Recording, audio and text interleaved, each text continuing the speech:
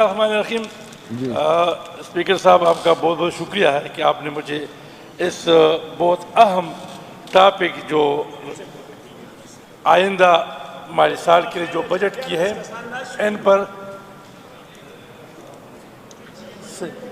ان پر جو تجاویزات مانگے گئے ہیں جناب اسپیکر اس بجٹ کو ہشام انعام اللہ صاحب آپ ان کے پوائنٹس نوٹ کرتے جائیں، آپ رسپونڈ کریں گے پھر. اس بجٹ کو ہم عوامی بجٹ کہہ سکتے ہیں یا اس بجٹ کو ہم عوام کے امنگوں کا بجٹ کہہ سکتے ہیں جو عوام کے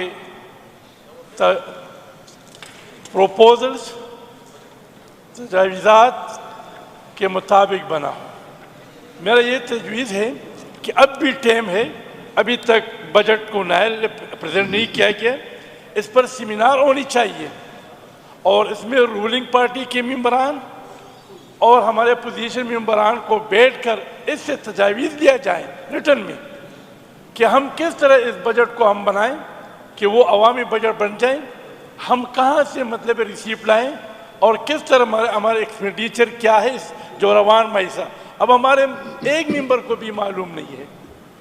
کہ آیا یہ روان مالی سال کا جو بجٹ ہے، ابھی اس میں چند دن باقی ہے کہ جو اس وقت بجٹ پیش کیا گیا تھا اور انہوں نے کہا کہ ہم وہاں سے ہماری آمدن آئے گی، ریسیپٹ ہماری آئے گی، پلان آیا وہ آ چکے ہیں، آیا وہ کمی پوری ہو چکی ہے یا نہیں، کسی کو معلوم نہیں ہے.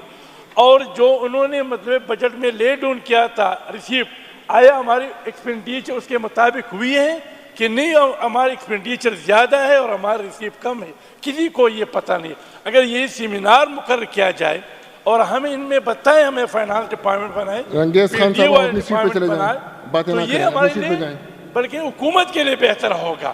تو میرا یہ ایک تجویز ہے، پروپوزل یہ ہے کہ اس پر یہاں اسمبلی کے اندر یہاں مطلب اس بلڈنگ میں ایک سیمینار ہونی چاہیے، ایک ڈسکشن ہونی چاہیے پریزنٹیشن سے پہلے.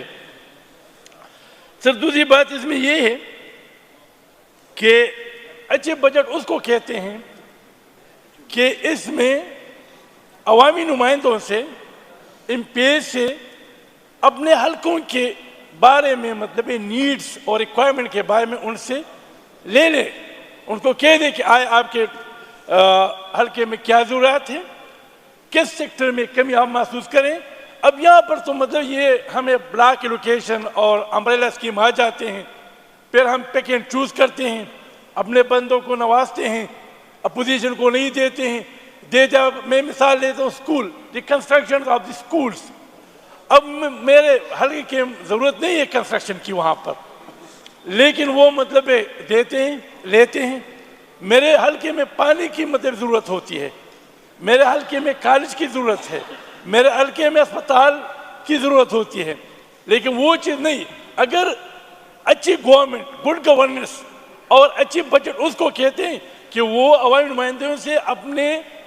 حلقوں کی ضروریات کے لیے طلب کر لے کہ بھائی آپ کی کیا ضرورت ہے، آپ اپنے ڈپارٹمنٹ کو، اور وہ ڈپارٹمنٹ جب ہماری ضروریات جاتے ہیں، ہمارے درخواست جاتے ہیں، ہمارے مطالبات جاتے ہیں، تو ڈپارٹمنٹ مطلب کنسیڈر کرنا چاہیے کہ آئے یہ پی کے 70 کا یا ہاشم بھائی کا یہ جو ڈیمانڈ ہے، آئے اس کے حلقے میں فیزیبلٹی ہے یا نہیں. بعض ایسے ڈپارٹمنٹ میں ہوتے ہیں کہ آپ ان کو مطلب کالج دیتے ہیں، ان کے پاس کالج کے لیے جگہ نہیں ہوتا ہے، آپ ان کو سکول دیتے ہیں، وہاں سکول کے لیے جگہ نہیں ہوتے، وہ مس ہو جاتا ہے. تو میرا یہ ہے، اور یہ P D 2014 page 131 supreme court کی ججمنٹ ہے کہ آپ اس کے مطلب ریلیونٹ اگر پیج پڑھ لیں 165 اس میں لکھا گیا ہے کہ آپ مطلب عوامی نمائندوں سے آپ ان کے ڈیمانڈ لے سکتے ہیں اور پھر آپ دے سکتے ہیں. دوسری بات ہے کہ سر آپ کو پتہ ہے کہ ڈسٹرکٹ ڈیولپمنٹ ایڈوائزری کمیٹی جو انڈر سیکشن 3 میں یہ اسٹیبلش ہوئی ہے، اس کے اب بھی مطلب ہم ہر ضلع میں ہمارا ڈسٹرکٹ کمیٹی ہے، وہاں پر چیئرمین ہیں، ان کے ممبر وہاں پر ہے، اور اس ڈسٹرکٹ کمیٹی میں یہ لکھا گیا ہے، یہ ایکٹ ہے، اس کے سوٹی باڈی اس میں یہ لکھا گیا ہے کہ آپ عوامی نمائندوں کی آئیڈینٹیفیکیشن ہوگی، اس میں وہ میٹنگ کریں گے، ریکمنڈیشن دیں گے، لیکن یہاں پر مطلب ہم نے یہ 2-3 سال میں یہ ہم نے نہیں دیکھا ہے کہ اس ڈسٹرکٹ کمیٹی اس کا چیئرمین ہے وہ پریویلیج لیتے ہیں، وہ مطلب ان کے جتنے بھی مراحت ہیں وہ لیتے ہیں، لیکن جو ان کمیٹی کا جو کام ہے وہ کام ہم اس سے نہیں لی جاتے۔ اس میں اس سیکشن 3 میں اگر آپ پڑھ لیں، سیکشن 4 میں آپ پڑھ لیں فنکشن آف ڈسٹرکٹ کمیٹی، تو اس میں 2 چیزیں لکھے گی کہ یہ ڈسٹرکٹ کمیٹی جو ہے سفارشات کرے گی، دوسرے آئیڈینٹیفیکیشن کریں گے، لیکن یہاں پر آپ نے دیکھا ہوگا کہ یہ ان کو اس ایکٹ کو ایک مطلب غیر فعال بنا دیا گیا۔ ہم اس پر پیسے خرچ کرتے ہیں، ہمارے چیئرمین کام کرتے ہیں، ممبران کی میٹنگ بھی نہیں ہوتی۔ تو میرا یہ تجویز ہے سر، میرا یہ تجویز ہے کہ اس ایکٹ کو فعال بنا دیں، اور آپ جیسا میں نے پہلے عرض کیا کہ اس پر مطلب عمل کرنا چاہیے۔ اگر عمل نہیں کرتے ہیں تو آپ یہ چیئرمین کو رکھا گیا ہے تو ان کے اتنا مراعات دیتے ہیں، تو یہ تو پھر آپ مطلب اس عوام اور صوبے کے ساتھ زیادتی کر رہے ہیں۔ ہمارے آخری جو تجویز ہے، ہمیں چاہیے سر کہ ہمارے وفاق حکومت کے اگینسٹ جتنے بھی آؤٹسٹینڈنگ اماؤنٹ ہیں، خواہ وہ پن بجلی منافع کے مد میں ہیں، خواہ وہ تیل کے مد میں ہیں، گیس کے مد میں ہیں، بار بار ہمارے یہاں سے یہ مطالبہ ہے، بار بار ہم یہاں سے درخواست کرتے ہیں رولنگ پارٹی کو، حکومت کو، کہ جب ہمارے اپنے پیسے وفاق کے ساتھ ہیں تو کیوں ہم وہاں پر ایک جرگہ لے کر ان سے ڈیمانڈ کیوں نہیں کرتے ہیں؟ ہماری مطلب پوزیشن معاشی صوبے کی کس طرح بڑھے گی، کس طرح اچھے ہوگی، جب ہمارے خود بھی مطلب وہ پیسے ہیں